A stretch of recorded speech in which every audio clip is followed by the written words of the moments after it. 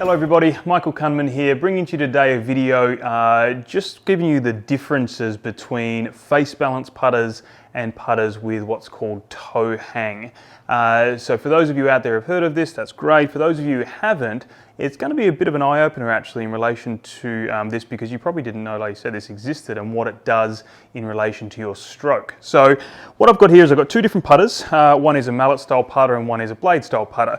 That isn't an indication of whether they're face balanced or not, but these ones here are two different putters. So what we've got, if you want to figure out if your putter is either face balanced or toe balanced, what you can do is you can find the balance point here, somewhere along the shaft, and what you'll see is either the face will stick straight up pointing towards the ceiling like that, or in the case of this blade putter, if I find the balance point here, you'll notice that toe of that club is actually now sitting down a little bit there, and you'll find some that are a little bit toe balanced. You'll also find some that sit directly down towards the ground. So what does this mean for your putting stroke, and how do we use this to actually help assist with our putting in general? Now, from a general point of view in relation to our putting stroke, anyone that has a putting stroke that goes fairly back and through, now there always is a little bit of an arc to a putting stroke, but if it goes relatively straight back and through, what we want to try and make sure that we select with a putter is a putter that is face balanced. Now the reason for that is because if there's not a lot of movement in the arc when you're putting, we don't need the ability to change that face very much. Now face control is such an important aspect of putting.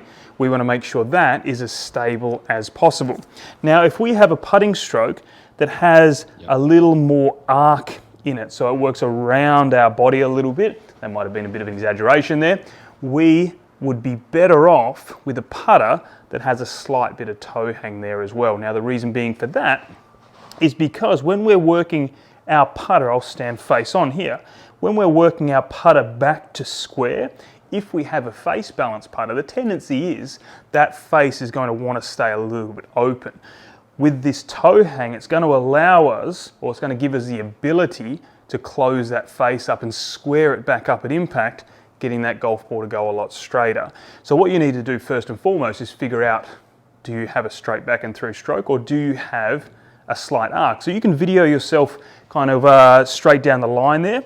You can draw a line, or you can have a string line, or anything you like, or a club on the ground, and just have a few putting strokes. Hit some putts to a straight hole, and then just kind of have a look at it and see how much you arc. And then if you find that you arc the putt, if you have a fairly arcing putting stroke, try a couple of putters out with some toe hang and see which one works better for you.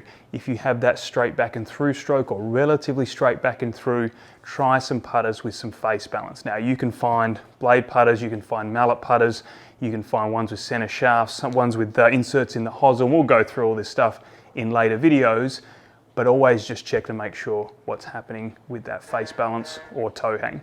So I hope that gave you a bit of an explanation on the differences between face balance and toe hang, and I hope that kind of helps, or potentially in the future, with your putting. Thanks very much for watching. Any questions, please feel free to leave them below.